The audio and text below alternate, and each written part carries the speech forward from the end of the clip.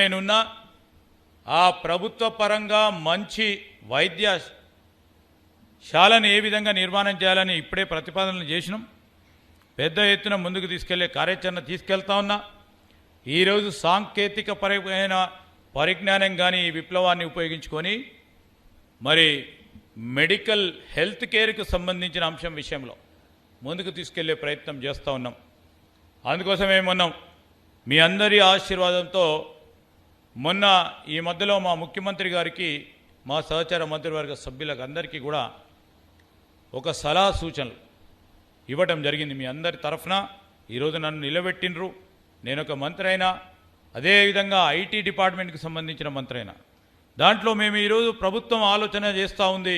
మనం ఇచ్చిన ప్రతిపాదనతో మొత్తం రాష్ట్రానికి సంబంధించి ప్రతి ఒక్క పౌరులకి హెల్త్ ప్రొఫైల్ క్రియేట్ చేయాలని, అంటే ప్రతి ఒక్క వ్యక్తి హెల్త్ ప్రొఫైల్ తయారు చేయాలి.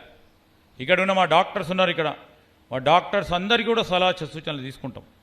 హెల్త్ ప్రొఫైల్ తయారు చేస్తే ఫలానా డాక్టర్ దగ్గర పోయినప్పుడు ఫలానా శ్రీధర్ బాబుకి ఏదైనా ఇబ్బంది వస్తే అనేక అంశాల విషయంలో ఎన్ని మార్లు ఏ విధమైన మెడికేషన్ తీసుకున్నారు, ఏ విధంగా వారికి రేపు వారు రాసిచ్చే ప్రిస్క్రిప్షన్ పరంగా కానీ వారు ఇచ్చే సలహా సూచనలు కూడా కరెక్ట్గా ఉండే విధంగా హెల్త్ ప్రొఫైల్ ప్రతి ఒక్క పౌరుడికి చేయాలనే ఒక ఆలోచన జూలై మాసంలో మొదలు పెడతా ఉన్నాం.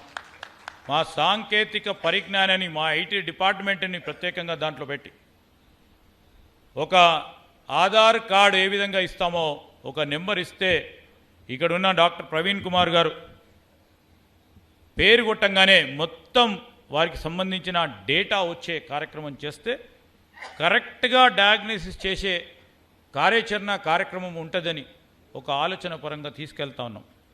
సో మేమేమేమంటున్నాం అంటే సాంకేతిక పరిజ్ఞానం మా ఐటీకి డిపార్ట్మెంట్కి సంబంధించింది, కానీ రేపు రాబోయే తరాలకు ఆర్టిఫిషియల్ ఇంటెలిజెన్స్, క్వాంటమ్ మెకానిక్స్ కానీ సంబంధించి కానీ